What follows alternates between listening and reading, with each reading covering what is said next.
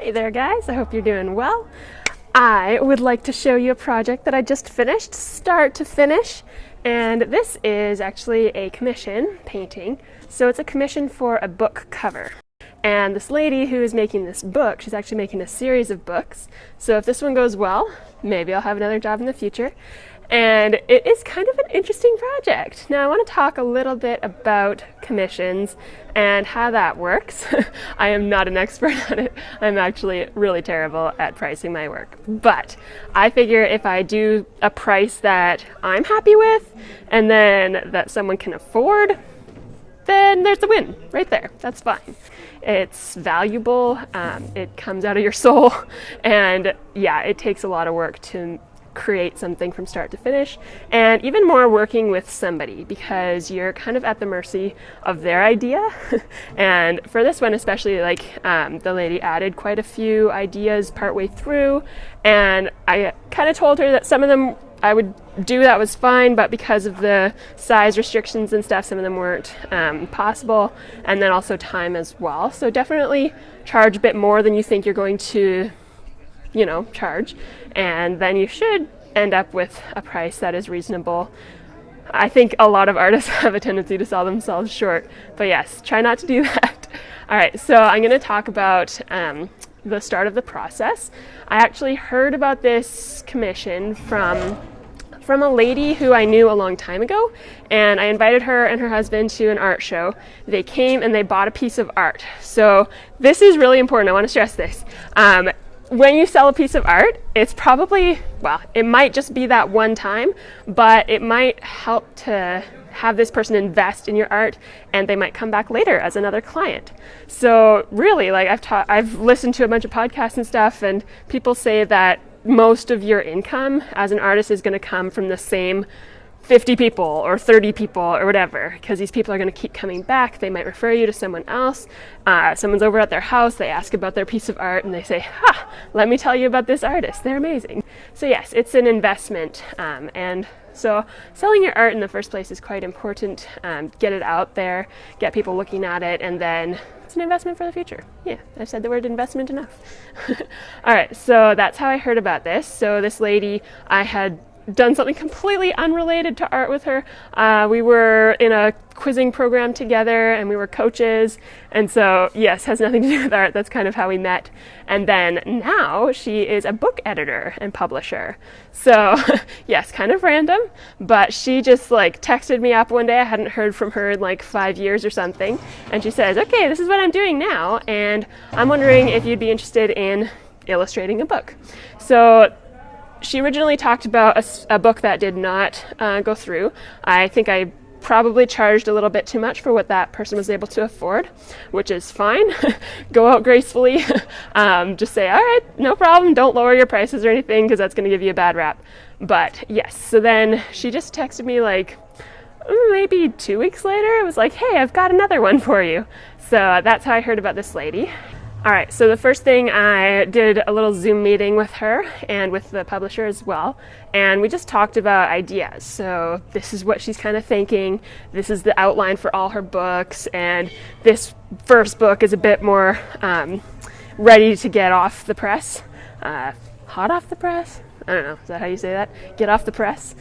And so we talked about her idea, and what it is these like floating islands, and then it's a bit of a story about like colonizing an island.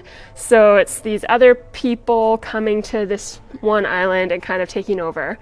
And so what she had envisioned was this kind of far out landscape kind of thing where you've got the island and then another island in the background, like far in the background, and then it's kind of in space and there's a spaceship.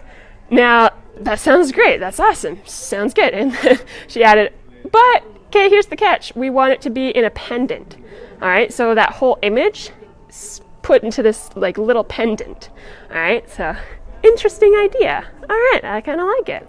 So then we talked about kind of how this pendant would be sitting on the picture, and that it would just be the pendant in the book cover, but she wants kind of a background for herself when she owns the painting. So yeah, we talked about whether she's going to own the painting in the end or if it's just going to be an image. And there was another layer of complication because now I am serving in Niger. So that is not quite as easy to get something to someone over on the other continent. So we just talked about how we can make it work. Now, a few more things she wanted was some images leading up, like as I'm working on it, so that she could kind of promote her book a little bit. So I kind of had it in my head that I wanted to take a bunch of pictures, send them to her as I'm going through the process, and I did that a little bit more than I normally would for a commission, because I have, kind of a worry that I'm gonna send someone images as I'm working on their commission and they're not gonna like it, and they're wanting me to tweak things, but it's not finished, and I'm just blocking in, and so of course it's gonna look ugly, those kind of things. And so I was a little nervous about doing that, but she was actually really great. I got her to do a down payment on the painting, which is really important because I've had a lot of commissions where, this is when I was younger, but I would start a commission and then it would fall through. And then I'm like, oh, great, I wasted that time. So don't waste your time. You might have to invest a little bit of time just to talk to the person first, get their ideas, and then send them a quote pretty quickly so that they can give you that down payment. I usually charge about half for the first payment and then the other half when I'm finished. Okay, so a little bit about the painting process. I had to order wood from a new guy that I hadn't previously, done much of that here. So yes, I found somebody through a friend, and she referred me to this great carpenter, and he made me some pieces of wood that were lovely and thick and strong enough to withstand being shipped and stuff. I was using acrylics, so I've got 3 acrylic colors. I've got yellow, blue, and red or magenta, and those are the colors that I mix with. And then I've just got white, and I don't have any black. I could mix all 3 of them together to make black without the white. In order to seal my piece of wood, I use some gloss medium and varnish. That's what it's called. So it's a Liquitex product. And so I just put that on to just seal it up so that you don't have any leaking into the wood, because if you don't seal it, then it's kind of going to soak in, the paint is. So yes, I like to seal it up first. And then I just blocked it in. So I used some tape to kind of tape around the circle for the pendant, and then just blocked it in and added some detail. And really quickly, I was surprised at how quickly this happened, but I started to see some good dimension in the painting. So getting those contrasts in there and just those shapes. I did a bunch of drawings first, so I didn't actually end up transferring any drawings over, really. I just used the drawings for reference. I worked on the most important thing first, which I don't always do for paintings. Usually I like to work on the less important things so that I'm learning things as I go. But because this was such a small painting and I kind of knew which direction I was going, didn't worry too much about it. So I did start in that pendant, and I wanted that to be the main focus. I wanted it to have the most dark values and contrasts and stuff, make that really punchy. And then I worked on the chain as well. So that was interesting to work on that, because honestly, I don't love doing patterns. And it was a lot of pattern. It was just the same thing all the way up the chain. And I think it gave a really pleasing result in the end. So I'm not, I don't regret doing it, but I just have to keep that in mind. I don't love doing patterns. So what I did is I cut out just a little stencil kind of thing. It was crosses and crowns. So I cut that out. I cut it way too big to start. And I started laying the paint on, and I realized, my goodness, this does not look like a chain. This looks like a blocky, preschooler toy. So I ended up just painting over it and then creating smaller ones. Now, that's something that you probably know already if you are an artist, is that you have to paint over a lot of stuff that you lay down. Hours of work, because you've got to get to that result that you're pleased with and that is just the better way of going about it. So you're learning along the way. And yeah, it is more complicated when you have a client that you're trying to please as well. When you're doing your own thing, then you're just pleasing yourself. But when you're doing something for a client that's already paid you and already invested in you, then you've got to work with them as well. So yeah, give yourself enough time when you're working on a commission painting to be able to make those mistakes and go over top of it. Okay, so the color theory for this painting was not pleasing me. It was not working. I had very, very orangey burnt colors for the gold. of the chain and of the frame that the pendant was sitting in. And then I had this like very vibrant purple in the pendant itself, and then all of these like grays and oranges and greens for the background, and it was just too much. Like the colors were not working well together. I especially did not like the orange and the purple. I figured those colors are not really, I don't know if they're not supposed to go together, but I just figured they were not working. So what I did is I just did a few washes over top of the gold, and I made it a lot greener because I was thinking, okay, so we've got purple. Complementary color of purple is yellow.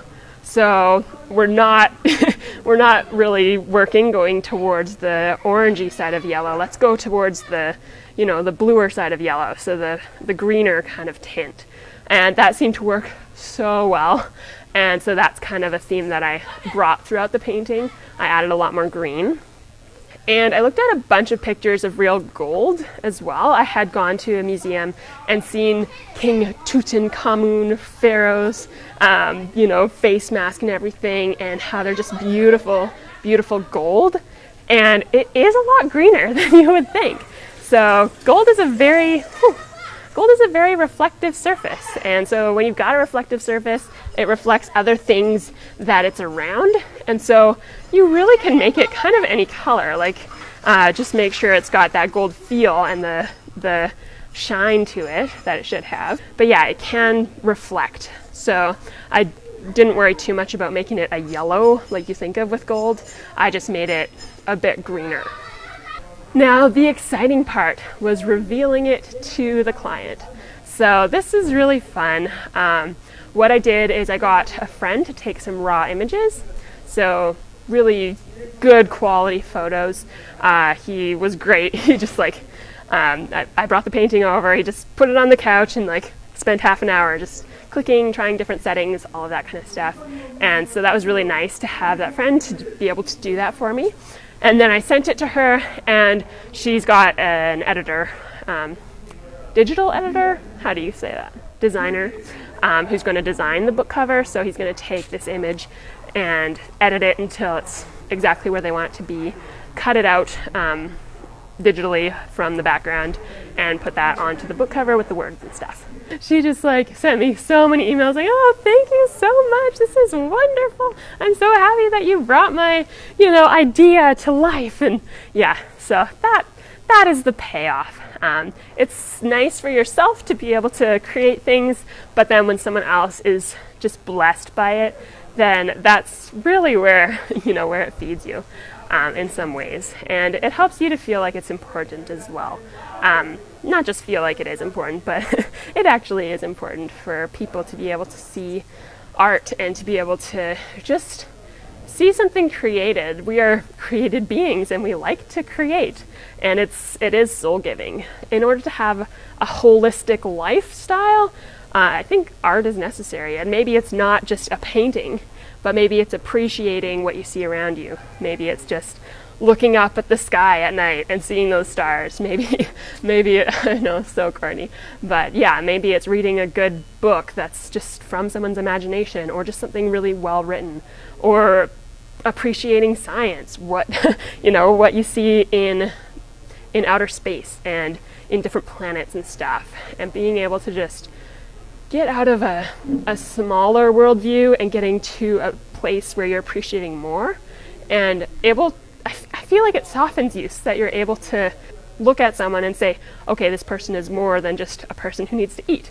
a person who needs to be a friend, but it's more than that. It's a person who has a deep part of them and a soul.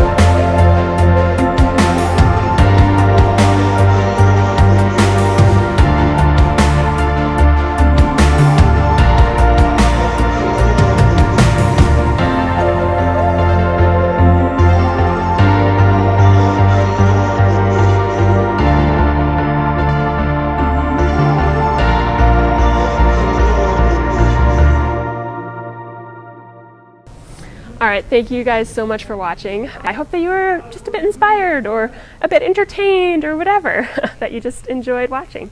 So yeah, I will see you guys later. Take care. I hope that you can, get out and appreciate some stuff, some nature, or some art, some sculpture, some food, whatever. All right, I'll see you guys again later. Take care.